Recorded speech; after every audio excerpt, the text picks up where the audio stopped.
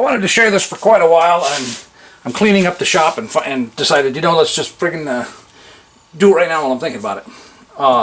Anyway, we all have, or a bunch of people have these stools, either in the shop or whatever, and the piston in here is basically the same as the piston in pneumatic seat, office chair, you know, the kind that adjust up and down.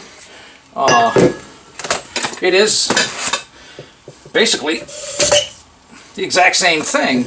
Now here, that piece is one of these, and I'm missing the bumpers and stuff like that and the plastic piece around it, but you know, that end there clips in, and that's it. That's what's going on with this one. Is there's the clip. Okay, this is just a support tube because it'd be really hard to hold the load, you know, on a 1-inch tube like that when it's extended. So they put it in like that, make it stronger and everything. This is a brand new one. They're about 20 bucks or so on Amazon. I didn't realize that a year or so ago when our seats upstairs, pneumatic office chairs, you know, kept sagging. They wouldn't stay up. And so what I did with those was basically this. You don't have to pull it apart or anything. You do have to get the seat off. Okay, one end or the other.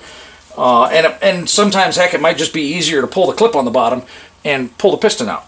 But I found a piece of tubing that went over that.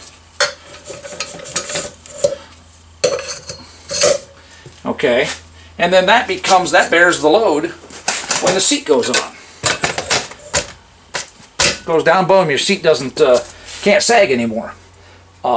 So you can adjust that height, the length of the piece you put in there, for whatever height you want your seat at. We both like ours all the way up, kind of thing, so that was pretty easy. I ordered 2 of these new ones. One fit her chair, and the other one does not fit my chair, so I have a backup for hers. I could replace one of these shop chairs, but these are 20 bucks, and you can go buy the whole stool for 20 bucks.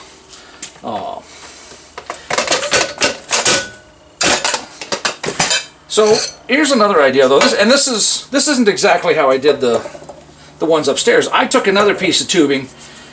Basically, I could use this piece of tubing here, and what I did was I just bandsaw cut it, you know, right down the middle in half. So I had 2 halves, and then I was able to, without taking the chair apart, clamp the 2 halves on and throw a couple of hose clamps around it to hold it on there.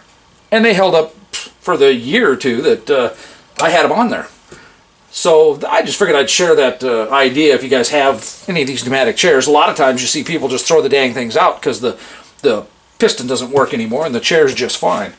But cutting it in half, that's a much easier way to do it together without taking the chair apart. If you want it to look pretty, you know, then take it apart, whatever.